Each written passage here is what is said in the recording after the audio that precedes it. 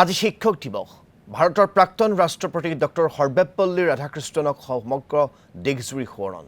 মহান দাৰ্শনিক পণ্ডিতগৰাকীৰ ৰূপজা দিনটোত দেশ তথা ৰাজ্যৰ প্ৰায় সংখ্যক শিক্ষানুষ্ঠানতেই আড়ম্বৰপূৰ্ণভাৱে পালন কৰা হৈছে শিক্ষক ছাত্ৰৰ মধুৰ সম্পৰ্কক আজি আকৌ এবাৰ সোঁৱৰণ কৰিছে সকলোৱে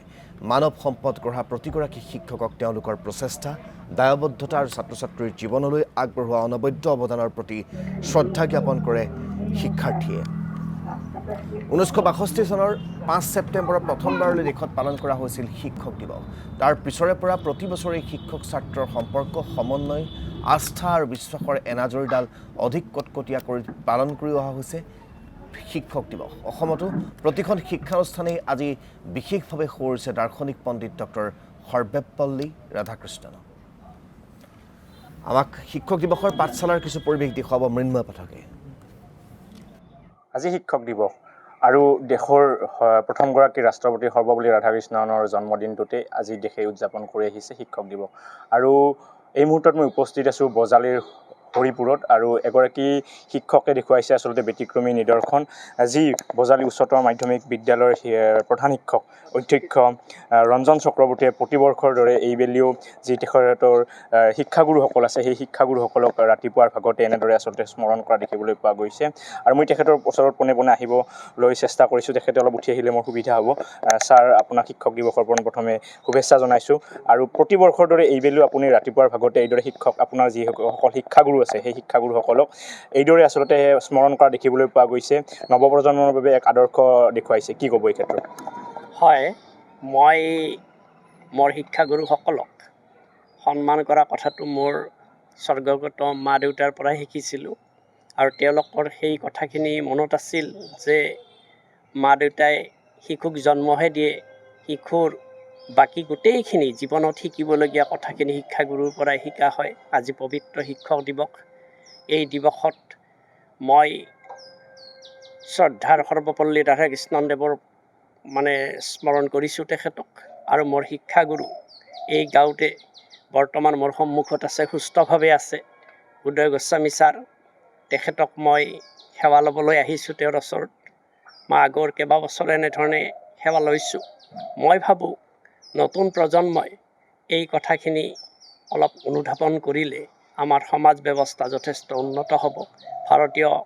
এক পৰম্পৰা আছে গুৰুজনক জ্যেষ্ঠজনক সেৱা কৰাটো এই কথাখিনি সৰুতে যদি ল'ৰা ছোৱালী শিকে তেতিয়াহ'লে পৰৱৰ্তী সময়ত এই কথাখিনিয়ে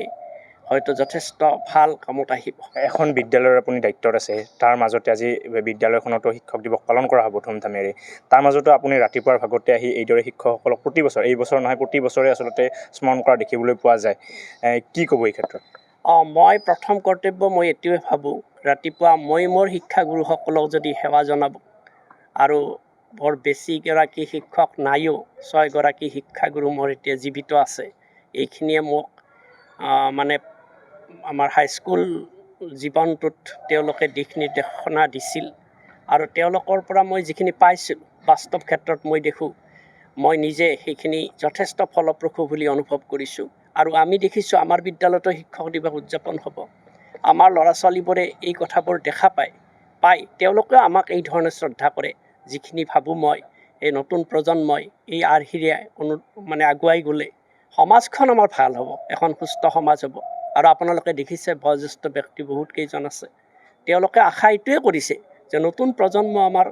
সঠিক দিশত আগবাঢ়ক তেতিয়াহ'লে দেশ আৰু সমাজৰ সকলোৰ কাৰণে মংগল হ'ব নিশ্চয়কৈ মই শিক্ষাগুৰুগৰাকীৰ ওচৰলৈ আহিছোঁ আপোনাৰ ওচৰলৈ আহিছোঁ আজি এইগৰাকী আপোনাৰ ছাত্ৰ এইদৰে আহিছে এই বয়সতো বা তেখেতে নিজৰ এখন স্কুলৰ দায়িত্বত আছে কেনেকুৱা অনুভৱ হৈছে আপোনাৰ এই বয়সত মোৰ আজিৰ অনুভৱটো তেনে চমকপ্ৰদ বৰ আন্তৰিকতাৰে মোৰ অতি মৰমৰ ছাত্ৰ যিয়ে আজি বজালী উচ্চতৰ মাধ্যমিক বিদ্যালয়ৰ ভাৰপ্ৰাপ্ত অধ্যক্ষৰ পদ অলংকৃত কৰিছে তেওঁৰ এই চেষ্টাটোক মই আজিৰ এই মুহূৰ্তত শলাগ লৈছোঁ ধন্যবাদ জ্ঞাপন কৰিছোঁ নিশ্চয়কৈ মোৰ লগত বয়োজ্যেষ্ঠ লোকসকল আছে তেখেতসকলৰ পৰা মই জানিব চেষ্টা কৰিম যি সময়ত আচলতে যুৱ প্ৰজন্ম বিশৃংখলতাৰ পৰিৱেশত যোৱা বুলি কয় সেই সময়ত কিন্তু এগৰাকী শিক্ষকে আচলতে নিদৰ্শন দেখুৱাইছে যুৱ প্ৰজন্মৰ মাজত আপুনি এই ক্ষেত্ৰত আজি বয়োজ্যেষ্ঠ লোক হিচাপে কি ক'ব